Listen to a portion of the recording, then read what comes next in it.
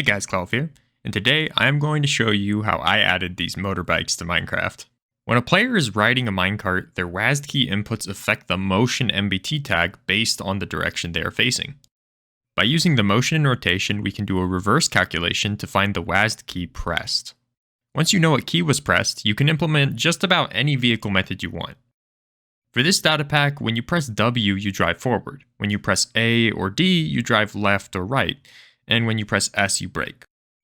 This sounds complicated, but because of the way minecarts work, I just have to apply whatever motion is on the minecart to the moving entity and detect when the S key is pressed. Speaking of which, how do we get the minecart moving?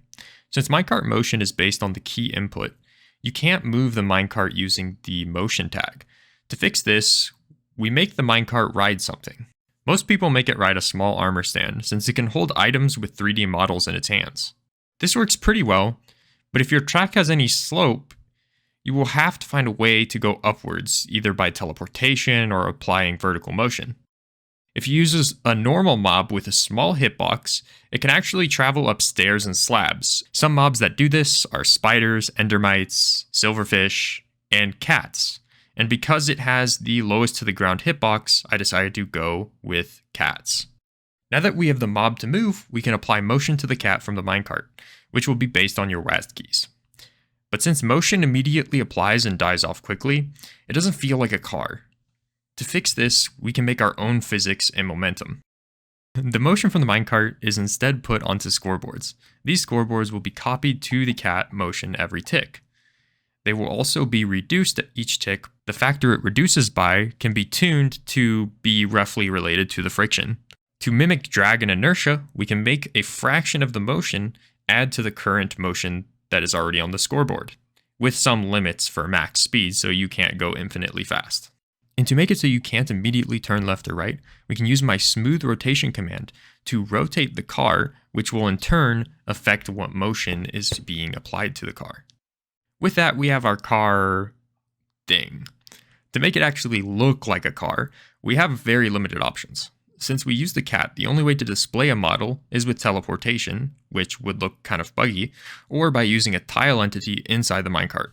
There's a special MBT on minecarts that allow you to display a block inside it with some kind of vertical offset if you want.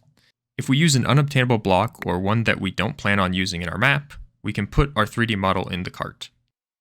Now if we just remove the texture from the minecart, we have a pretty convincing vehicle. If this is for survival, there's actually a resource and data pack technique that I covered in my custom UI video, which lets you bring back the minecart texture by using a block model that is the model of a minecart. Now I know what you're probably thinking, just how laggy is this? As you know, my channel has always been centered around picking good trade-offs between efficiency and results, and this method is no exception. Since my implementation does not use many @e selectors and a very efficient WASD input method, it is fairly lightweight. I tested it in 1.18 on a server with less than a gigabyte of RAM and with 20 players, using an implementation that is even less efficient than the current one. The impact was fairly low and there weren't any complaints of lag related to the minecarts. Any lag we experienced was mainly related to loading chunks with so many players moving at such a high speed. If you want to download this data pack and give it a try, click the link in the description and let me know how it goes. If you have any ideas for what you want to see next, let me know in the comments. Other than that, thanks for watching, and I'll see you guys next time. Peace.